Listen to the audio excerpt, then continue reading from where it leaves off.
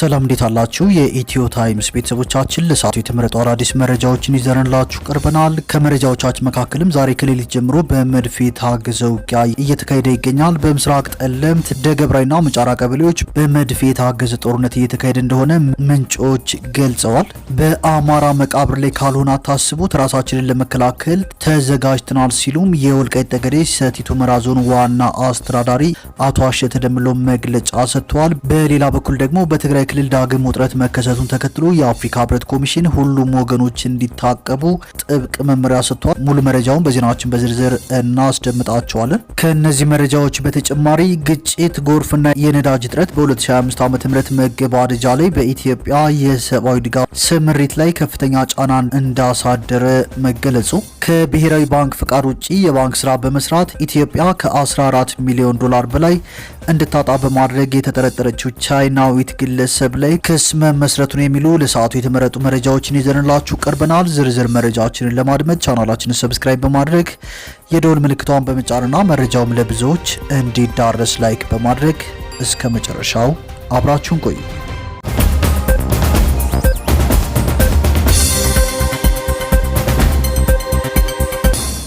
ወደ መጀመሪያው መረጃዎችን ስናልፍ ዛሬ ከሌሊት ጀምሮ በመድፍ የታገዘ ውጊያ እየተደረገ ይገኛል።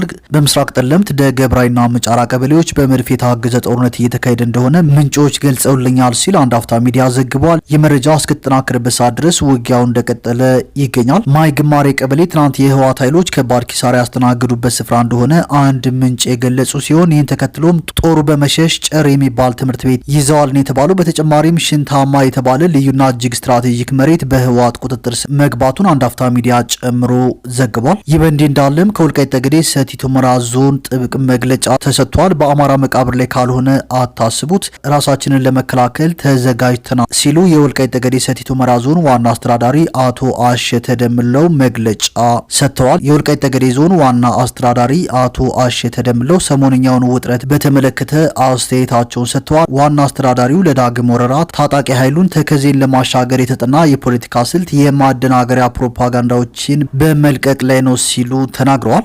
የህወሓት ኃይል ፍላጎቱ ወልቃይት ጠገዴን መልሶ በመቆጣጠር ዛሬም እንደ ትናንቱ ከሰው በታች ሊያደርገን ሊያዋርደን ብቻ አይደለም፣ እንደ ህዝብ ጨርሶ ሊያጠፋን ነው ፍላጎቱ የሚሉት ዋና አስተዳዳሪው ይህ ደግሞ በወልቃይት ጠገዴ አማራ ህዝብ መቃብር ላይ እንጂ የማይታሰብ ጉዳይ ነው ሲሉ ለዝግጅት ክፍላችን በላኩት መልእክት ተናግረዋል ሲል አንድ አፍታ ሚዲያ ዘግቧል። ሁሉም ዝግጁ ሆኖ መገኘት በሚለው የትግላችን መሰረት ነው ሲሉ የቀጠሉት አቶ አሸተ ለፍቅርም ሆነ ራስን ለመከላከል አንቦዝንም፣ በህብረ ብሔራዊ አንድነት አብሮነትን የሚሹ እህት ወንድሞቻችንን እንቀበላለን፣ የኃይል አማራጭን አስበው ለወረራ የሚዘምቱ ካሉም አንታገስም ሲሉ አክለዋል። አቶ አሸተ ደምለው የወልቃይት ጠገዴ የዘመናት የአማራ ማንነትና ወሰን ጥያቄ የተለያዩ የትግል ምዕራፎችን አልፎ ዛሬ ወሳኝ የትግል ሜዳ ላይ ደርሷል ሲሉም ገልጸዋል። ዛሬ የደረስንበት የትግል ሜዳ የወትሮ ዝግጁነትን በማሳደግ በሁለት የትጥቅ አቅሞች ልቆ መገኘትን ይጠይቃል ብለዋል። አንደኛው በሀሳብ ትጥቅ ሲሆን ሁለተኛው ደግሞ ከአባቶቻችን በወረስነው አርበኝነት መሰረት ራስን መከላከል ላይ መሰረት ያደረገ አቅምና ተነቃነቃዊ ዝግጁነትን ማሳደግ የሚጠይቅ ወሳኝ የትግል ጊዜ ላይ ነን። የሀሳብ ትጥቁም ሆነ ራስን ከወረራ የመከላከል ዝግጁነቱ መዳረሻ ግቡ የተከዜ አዳኝ ትውልድ ተልእኮን ማሳካት ነው። ተልእኳችን ደግሞ ለመጪው ትውልድ ነጻነትን እንጂ ተሻጋሪ ዳን አናወርስም የሚል ዘላቂ አሸናፊነትን ያለመ ነው። ዘላቂ አሸናፊነት ስንል በሁለት መልኩ ነው። በአንደኛው ገጽ ዘላቂ የህግ አሸናፊነት ሲሆን ሁለተኛው ገጽ ደግሞ የህግ አሸናፊነታችንን አልቀበልም ብሎ ለዳግም ወረራ የሚነሳውን ኃይል የምንመክትበት ራስን የመሆን ክቡር ሰማዕትነትን ልንቀበል የተዘጋጀንለት የጸረ ወረራ ተጋድሏችን ነው ሲሉ ተናግረዋል። እናም የተከዜ አዳኝ ትውልድ ሚና በሁለት ገጽ የተሳለ ሰይፍ ማለት ነው። በሀሳብ ትጥቅም ሆነ በራስ መከላከል ትጥቅ ሁሌም ዝግጁ ሆኖ መገኘት ያስፈልጋል ሲሉም ተናግረዋል። የወልቃይት ጠገዴን አማራነት ከታሪክ ከመሬት ይዞታ ከአስተዳደርና ከግብር ክፍያ ከመልክዓ ምድራዊ ከህዝብ ስርጭት ከስነ ልቦናና ቱባ ባህላችን ማመሳከሪያዎች አንጻር ወልቃይት ጠገዴ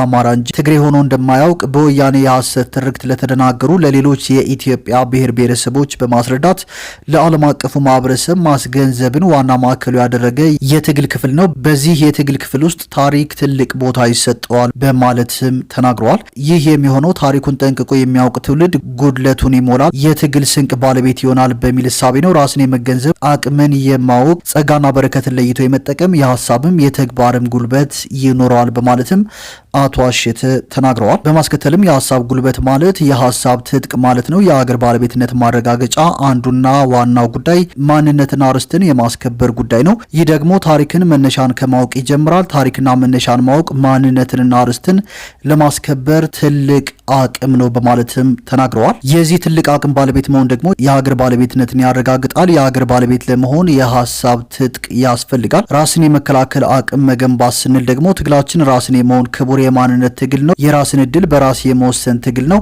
ነገር ግን ይህን ለዘላቂ የህግ አሸናፊነት የሚያበቃንን ሰላማዊ የትግል መንገድ አልቀበልም ብሎ ዳግም ለወረራ ተከዜን የሚሻገር ወራሪን የምናሳፍርበት የጸረ ወረራ ትግላችን መመከቻ ነው። ምክንያቱም ለወረራ እየተዘጋጀ ያለውን ኃይል ትግሉ የእርሱ ያልሆነን ርስትና ማንነት የመውረር የማጥፋት ነው። በመሆኑም ይህ መምጫው ብዙ የሆነ ኃይል ሊመከት የሚችለው የትግል ዓላማ ጥራት ባለው በተደራጀ የአመራር ተዋረድ ባለው የታሪክና የትውልድን ጥያቄ በዘላቂነት ሊመልስ በሚችል ጠንካራ አደረጃጀት እንጂ እንዲሁ በተበተነና ባልተቀናጀ መልኩ በሚደረግ ትግል ማሸነፍ አይቻልም። ህግና ስርዓት ባለው መንግስታዊ መዋቅር ተዋረዳዊ ባለው አመራር ራስን የመሆን ክቡር ማንነታችን በዘላቂነት ይረጋግጣል ስንልም እውነት ሁሌም አሸናፊ እንደምታደርግ በመተማመን ነው። የወልቃይት ጠገዴ የአማራ ማንነትና ወሰን በዘላቂነት የማስከበር ትግል ከመቼውም ጊዜ በላይ ህዝባዊ አንድነትና ስትራቴጂያዊ አመራር ይጠይቃል።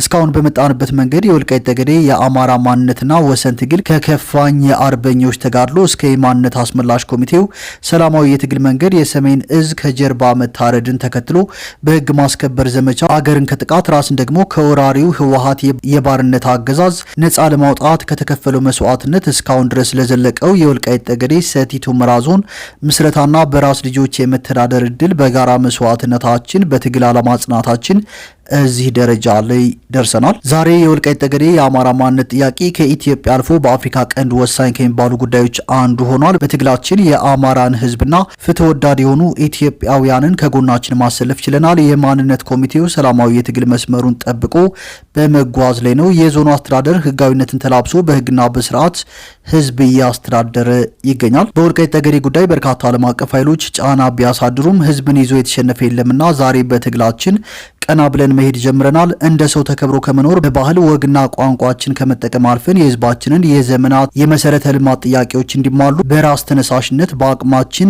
እየታገልን እንገኛለን። የክልላችን መንግስት አቅሙ የፈቀደውን ድጋፍ በማድረግ ላይ ነው። የፌዴራል መንግስቱ አንደኛውን አንገብጋቢ ጥያቄ በኢትዮጵያ አየር መንገድ በኩል ምላሽ ሰጥቷል።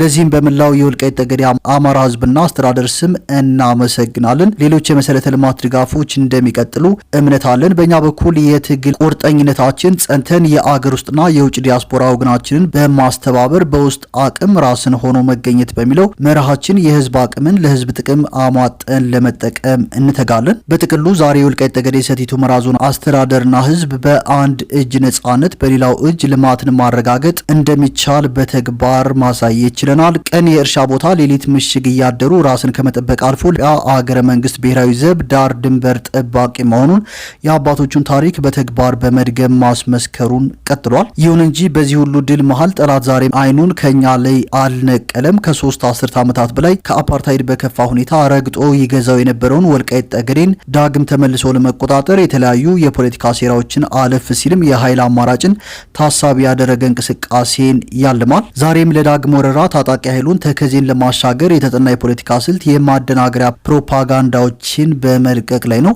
ይህ ኃይል ፍላጎቱ ወልቃይት ጠገዴን መልሶ በመቆጣጠር ዛሬም እንደ ትናንቱ ከሰው በታች ሊያደርገን ሊያዋርደን ብቻ አይደለም እንደ ህዝብ ጨርሶ ሊያጠፋ ነው ፍላጎቱ። ይህ ደግሞ በወልቃይት ጠገዴ አማራ ህዝብ መቃብር ላይ እንጂ የማይታሰብ ጉዳይ ነው። በመሆኑም ሁሌም ዝግጁ ሆኖ መገኘት በሚለው የትግላችን መርህ መሰረት ለፍቅርም ሆነ ራስን ለመከላከል አንቦዝንም።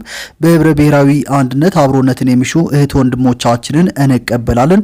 የኃይል አማራጭን አስበው ለወረራ የሚዘምቱ ካሉ አንታገስም። በዞናችን የሚገኘውን ሁሉንም የትግል አቅም ወደ አንድ የአመራር ቋት በማምጣት ለማምጣት ለዘላቂ ድል የሚያበቃ የትግል ስትራቴጂ ለመከተል በምናደርገው ህጋዊና ሰላማዊ ትግል ውስጥ ሁሌም ከጎናችን የቆማችሁ መላው የአማራ ህዝብ፣ መላው የኢትዮጵያ ብሔር ብሔረሰቦችን እናመሰግናለን። እንደ ዶክተር ዳኛቸው አሰፋ እንደ ጋዜጠኛና ደራሲ ገነት አየለ ያሉ የሀሳብ ፊት አውራሪዎች የተከዜ አዳኝ ትውልድ በእድሜ፣ በጾታ፣ በሃይማኖት፣ በጊዜ፣ በቦታ እንደማይወሰን ብረት ብቻ ሳይሆን እውነትን ይዞ በሀሳብ መታገል እንደሚቻል ማሳያዎች ናቸው። እኒህን የመሰሉ ምሁራዊ ህዝባዊነትን የተላበሱ ወገኖቻችን የትግል አበርክቷቸው በወልቃይት ጠገዴ የአማራ ማንነት ትግል ውስጥ መቼም የትም በምንም ሁኔታ ከእውነት ጋር የመቆም የፍትሃዊ ትግል አካል የመሆን የሞራል ጉዳይ ስለመሆኑ ማሳያዎች ናቸው። የትግል ዋና መርህ የወልቃይት ጠገዴ አማራ ማንነት የትግል መርህ ሁሌም ዝግጁ ሆኖ መገኘት ነው። በምሽግ ውለው የሚያድሩ ታጋዮች በሚናቸው በሀሳብ ፊት አውራሪነት ለእውነት የቆሙ ታጋዮችም በሚናቸው የተከዜ ዘብ ሆነው ይዘልቃሉ። ጠፍጣፋ ድንጋይ መሮ አይበሳው የአባቱን ታሪክ ልጁ አይረሳውም ብለን እንደ ብረት የጠነከረ አንድነትን ይዘን በጠላት አጀንዳና ፕሮፓጋንዳ አንደናገርም፣ ከትግላችን ዓላማም ንቅንቅ አንልም በማለት የወልቃይት ጠገዴ ሰቲት ሁመራ ዞን ዋና አስተዳዳሪ አቶ አሸተ ደምለው መግለጫ ሰጥተዋል ሲል አንድ አፍታ ሚዲያ ዘግቧል። ክቡራትና ክቡራን የኢትዮ ታይምስ ቤተሰቦቻችን ይህ መግለጫ የአስተዳዳሪው እንጂ የኢትዮ ታይምስ ሚዲያ አቋም እንዳልሆነ ለማሳሰብ እንወዳለን። በተያያዘ መረጃ ደግሞ የአፍሪካ ህብረት በትግራይ ክልል ያለው ሁኔታ እንዳሳሰበው ገልጿል። ሁሉም ወገን በሰላም ስምምነቱ እንዲጸኑም ጥሪ አቅርበዋል። የአፍሪካ ህብረት ኮሚሽን ሊቀመንበር መሐሙድ አሊ የሱፍ በኢትዮጵያ በትግራይ ክልል አንዳንድ አካባቢዎች እየታዩ ያሉ አዳዲስ ክስተቶችን በትኩረት እየተከታተሉ መሆናቸውን ገልጸው በሁኔታው ላይ ያላቸውን ጥልቅ ስጋት በይፋ አስታውቀዋል። ሊቀመንበሩ ባወጡት መግለጫ በፌዴራል መንግስትና በህዝባዊ ወያኔ ሓርነት ትግራይ መካከል በፕሪቶሪያ የተፈረመው የሰላም ስምምነት በብዙ ጥረት የተገኘ ትልቅ ውጤት መሆኑን በመጥቀስ ይህ ስኬት በምንም መልኩ አደጋ ላይ ሊወድቅ እንደማይገባ አሳስበዋል። ሊቀመንበሩ በማከልም ሁሉም ወገኖች ሁኔታው እንዳይባባስ ከፍተኛ ትዕግስት እንዲያሳዩና በመካከላቸው ያለውን ተማመን ሊያበላሹ ከሚችሉ ማናቸውም ድርጊቶች እንዲቆጠቡ ጥሪ አቅርበዋል። ማንኛውም ያልተፈቱ ጉዳዮች ካሉም በሰላም ስምምነቱ መንፈስና ግዴታዎች መሰረት ገንቢ በሆነ የሰላም ውይይት ብቻ እንዲፈቱ አጥብቀው መክረዋል። በመጨረሻም የአፍሪካ ህብረት ለሰላም ስምምነቱ ተግባራዊነት ያለውን የማይናወጥ ቁርጠኝነት በድጋሚ በማረጋገጥ በከፍተኛ የልዑካን ቡድኑ አማካኝነት በወገኖች መካከል መተማመን እንዲገነባና ዘላቂ ሰላም እንዲሰፍን የሚያደርገውን ድጋፍ አጠናክሮ እንደሚቀጥል አስታውቋል። ወደ ቀጣዩ መረጃችን ስናልፍ ከብሔራዊ ባንክ ፍቃድ ውጪ የባንክ ስራ በመስራት ኢትዮጵያ ከ14 ሚሊዮን ዶላር በላይ እንድታጣ በማድረግ የተጠረጠረችው ቻይናዊት ግለሰብ ክስ ተመስርቶባታል። ሊንግ ቹንግ የተባለችው ተከሳሽ በተለያዩ የውጭ ሀገራት የሚገኙ ሰዎች ገንዘብ ወደ ኢትዮጵያ ለመላክ ሲፈልጉ በእነዚህ ሀገራት ከሚገኙ ያልተያዙ ግብረ አበሮቿ ጋር ገንዘቡን በመሰብሰብ ኢትዮጵያ ውስጥ ለሚገኙ 10 ግለሰቦች ሲያስተላልፉ መቆየታቸው በክሱ ላይ ተመላክቷል። ተከሳሿ በኢትዮጵያ ንግድ ባንክ በከፈተችው የሂሳብ ቁጥር በመጠቀም ከህዳር 30 2013 ዓ.ም እስከ ህዳር 4 2018 ዓ.ም 1112 ጊዜ በአጠቃላይ ብር 636 ሚሊዮን 157 ሺህ ለተለያዩ ግለሰቦች ማስተላለፋቸውን አቃቢ ሕግ በክሱ አስረድቷል። ይህ ህገወጥ የባንክ ስራ ገንዘቡ በህጋዊ የገንዘብ አስተላላፊዎች በኩል ቢተላለፍ ኢትዮጵያ ታገኝ የነበረውን 10 ሚሊዮን 492 ሺህ ዶላር አሳጥቷታልም ተብሏል። ወደ ቀጣዩ መረጃችን ስናልፍ ግጭት፣ ጎርፍና የነዳጅ እጥረት በ2025 ዓ.ም መገባደጃ ላይ በኢትዮጵያ የሰብአዊ ድጋፍ ስምሪት ላይ ከፍተኛ ጫና ማሳደራቸው ተገልጿል። እንደ ኢሮፓያኑ 2025 ዓ.ም የመጨረሻ ሩብ ዓመት ግጭት፣ ድንገተኛ የአየር ንብረት አደጋዎችና ወረርሽኞች በኢትዮጵያ ሰብአዊ ድጋፍ አሰጣጥ ላይ ከፍተኛ ጫና ማሳደራቸውን ሎጂስቲክስ ክላስተር የተሰኘው ተቋም ባወጣው አዲስ መረጃ አመልክቷል። ሪፖርቱ እንደሚያሳየው በአማራ፣ ኦሮሚያ፣ ሶማሊያና ትግራይ ክልሎች የቀጠለው የጸጥታ መታወክና የመሰረተ ልማት ውድመት አስቸጋሪ በሆኑ አካባቢዎች ለሚገኙ ማህበረሰቦች የነፍስ አድን እርዳታ ለማድረስ በተቀናጀ የሎጂስቲክስ ድጋፍ ላይ ለሚመረኮዙ የረድኤት ድርጅቶች መሰናክል ሆኖባቸዋል። በጥቅምትና ታህሳስ ወራት መካከል ባለው ጊዜ ውስጥ በዋና ዋና የመጓጓዣ ኮሪደሮች ላይ የነበረው የጸጥታ ሁኔታ እጅግ ደካማ በመሆኑ በተደጋጋሚ የሚያጋጥሙ የደህንነት እክሎች የእርዳታ አውሮፕላኖችንና ተሽከርካሪዎች እንቅስቃሴን አስተጓጉለዋል። ከዚህ በተጨማሪም ወቅታዊው የጎርፍ አደጋ መንገዶችንና ድልድዮችን በማውደሙ ወሳኝ መስመሮችን በመዝጋት የእርዳታ አቅርቦት ፍሰቱን አዘግይቶታል ተብሏል። የሰብአዊ ድጋፍ ሰጪ አካላትን የሚያስተባብረው ሎጂስቲክስ ክላስተር በሩብ ዓመቱ ውስጥ ሙሉ በሙሉ በስራ ላይ መቆየቱን የገለጸ ሲሆን ትኩረቱንም በክልሎች መካከል በሚደረግ የግጭት መጓጓዣ፣ በጋራ መጋዘን አጠቃቀምና በመረጃ አስተዳደር ላይ አድርጎ እንደነበር አስታውቋል።